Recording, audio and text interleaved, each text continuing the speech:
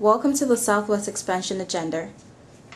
This meeting is to discuss how Southwest can grow and expand.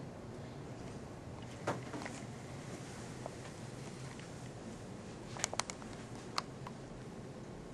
morning, everybody. How you guys doing today? How you doing, Greg? How you doing, Greg?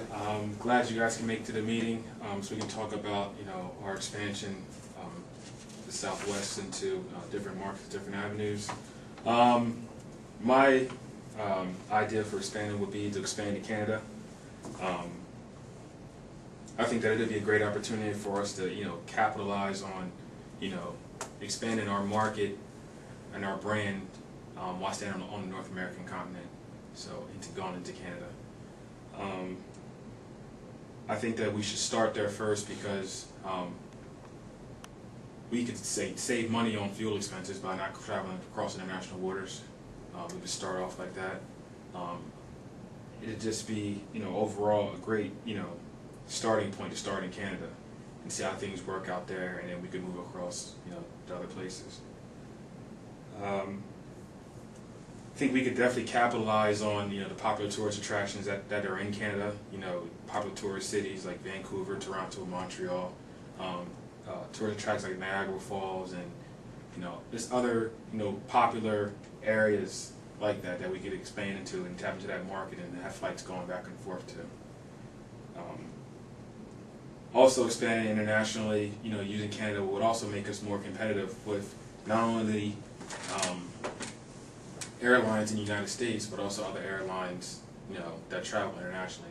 So I think that the more competitive we are, the better we will be as a company.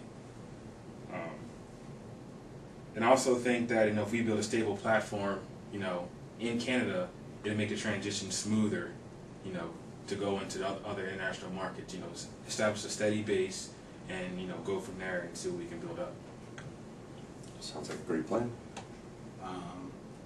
It sounds like a good plan. You mentioned those areas.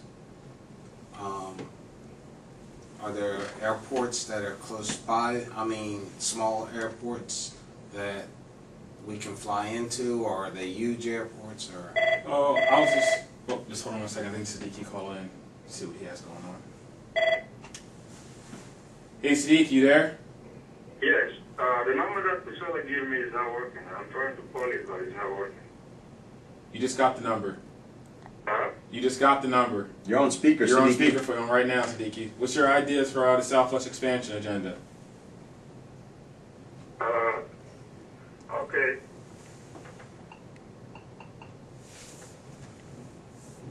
What do you got for us?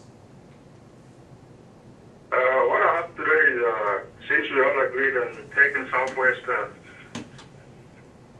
international, I decided we can also take it, use the cargo to make it profitable for the future.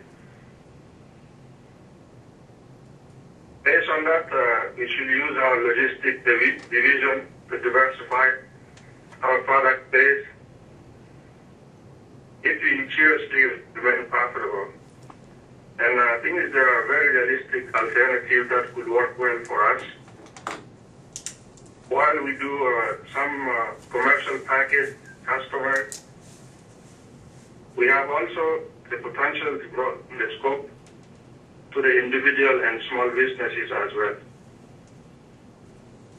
Since the average airplane in Southwest make 8 departures per day, I think we can gain a competitive advantage on other parcel carriers such as UPS, FedEx, because we have the potential to decrease the average delivery time of the packages by 3 to 4 hours compared to the competitors.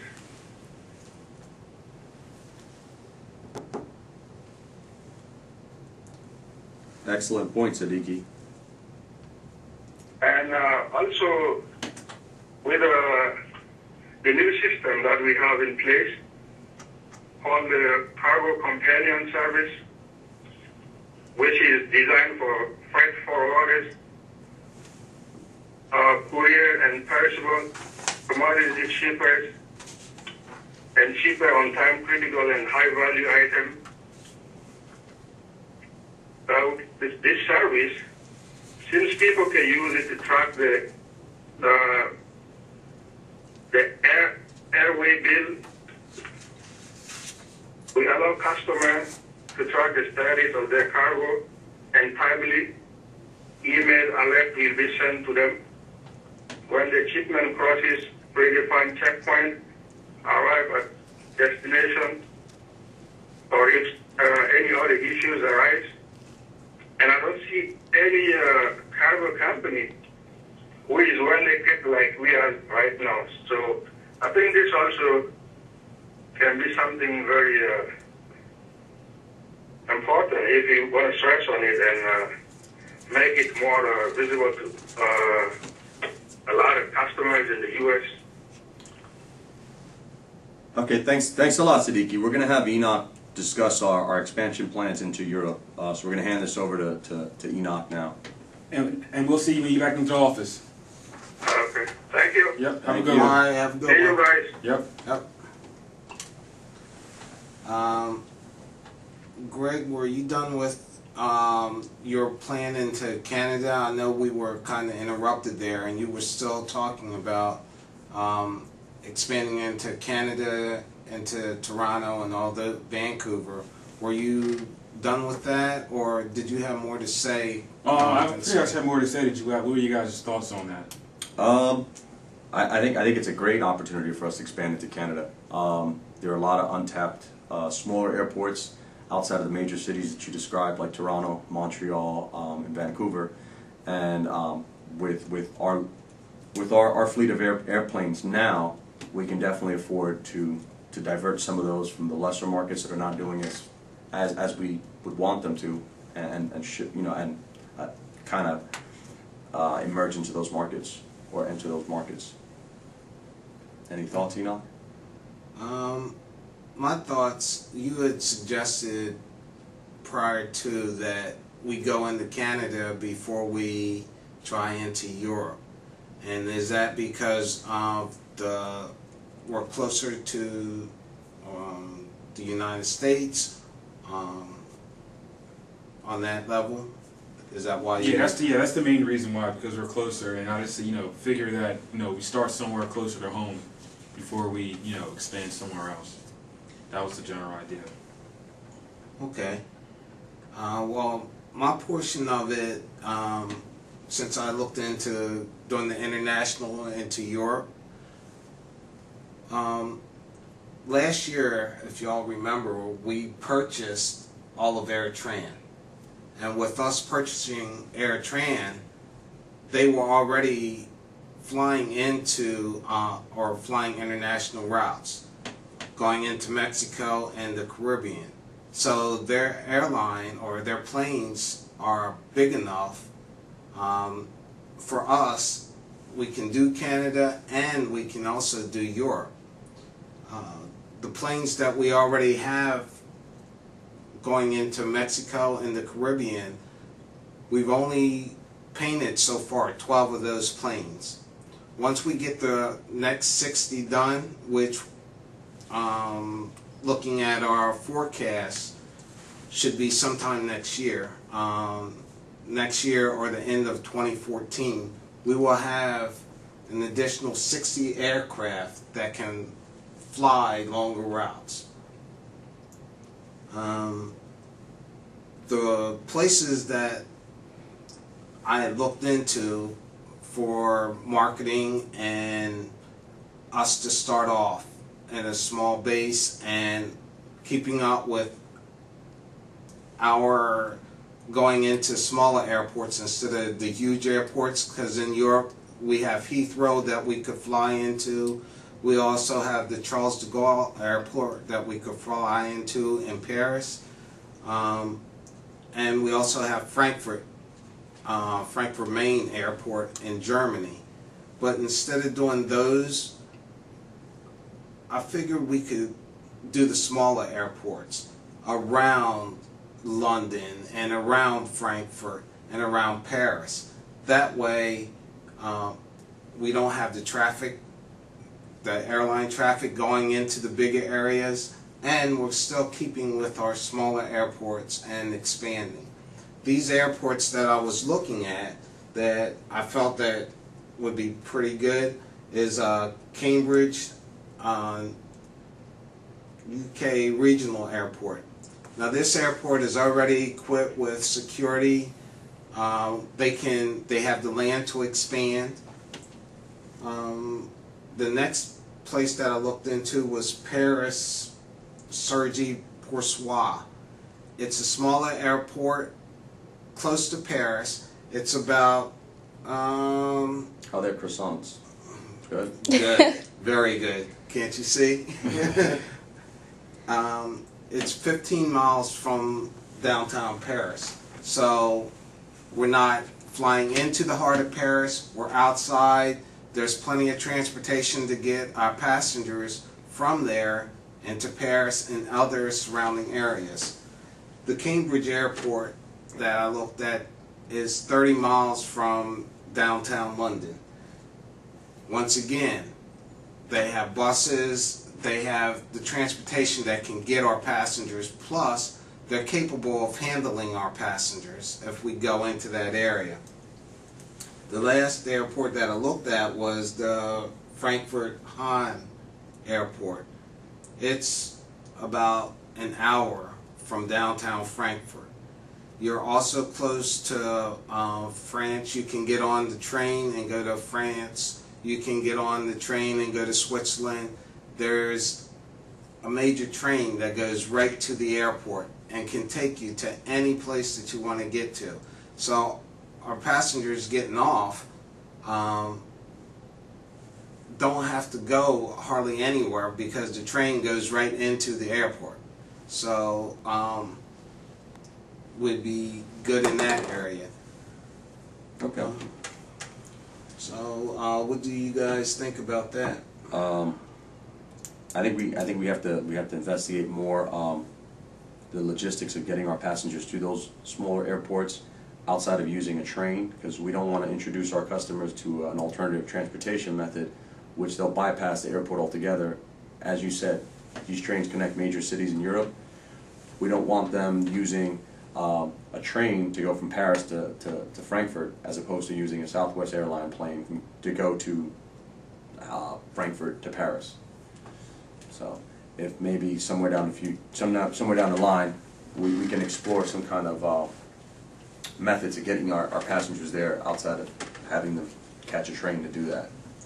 Well, keeping with our base of flying into smaller airports, that's why we didn't fly into the major airports, which they would still have to get on a train to go to the other places they would have to go.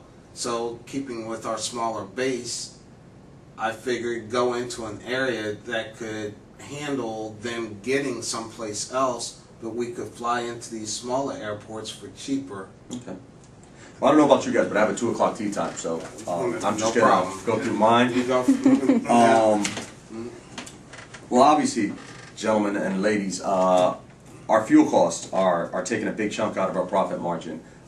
If you look at our 2011 annual report for the fiscal year of 2011, 37.7% of our oil fuel expenses were constituted that portion. That's a huge percent, 37%. So I've been kind of exploring different ideas on how to reduce our oil expenses. What we're currently doing now is we're hedging on the future cost of oil.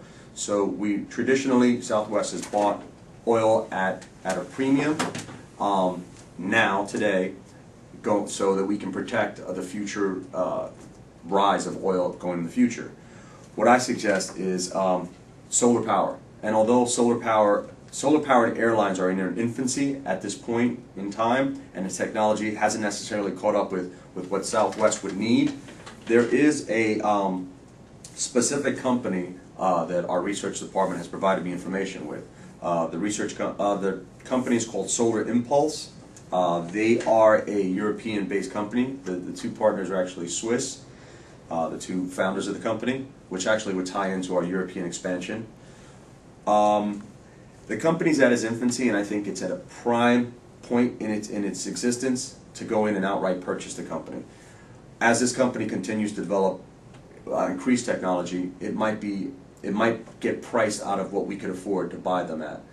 But if we were to actually make an investment today, along with our capital reserves, I think we can actually outright purchase this technology. And currently, the last test, they were able to fly 26 hours internationally using just electric engines that were situated on the wings of the plane.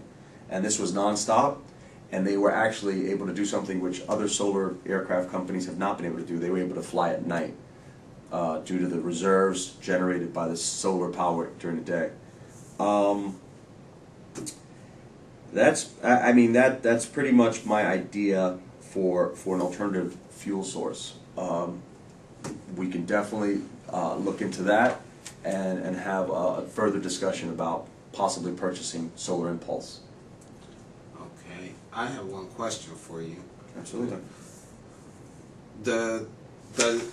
Within your research or with this company, did they mention how big the aircraft were that they flew or anything like that? Or Well, they just actually built a second aircraft. Their primary aircraft, which was kind of their test pilot aircraft, is it weighs about the size of a small sedan. So we're saying a couple of thousand pounds. However, the size of the plane the wingspan is about the size of a jumbo jet, because these solar panels have to be positioned on the wing, and there has to be enough solar panels to generate both daytime flight and nighttime flight. As I said before, the company's in its infancy, so is its technology. But if we can pour money into research and development, I think we can both get the size down and begin to explore commercial customer passenger use for these type of planes. So would we have to purchase all new aircrafts, or could this technology be upgraded and added to the aircrafts we have now? At this point, we would probably have to construct new aircraft. The size and the make of our current aircrafts wouldn't be able to support the solar panel or the solar technology. Our planes are way too heavy, and the wingspan is not large enough to accommodate the solar panels required to fuel such a plane. And this company designs the aircraft and the solar panels? This company designs the aircrafts, and I believe they may partner with a solar energy company for the solar panels themselves. I think it's a good idea, being that we get in on the ground floor, because as you said, they're still in their infancy. So a lot of their technology has not even been looked at yet to incorporating. So if we could get in on the ground floor, once it happens, we would be kind of the first aircraft to probably even fly. And that's in line with everything we've tried to strive towards at Southwest Airlines, to be the first to market with innovative and new technology. Right. All right, gentlemen. Thanks again. We got a plane to catch. All right. All right. And you have a good one. Thanks again for taking the time to come down here. We'll get back and we'll say about 4 weeks with some more data. Absolutely, And, absolutely. We'll go everything all over again. Great. Well, Sounds great. good. All right, good seeing you guys. You guys have a good day. All right, you too. All right, you too. Once again, thank you all for joining us for the Southwest Expansion Agenda. Have a great day. You are now free to fly off.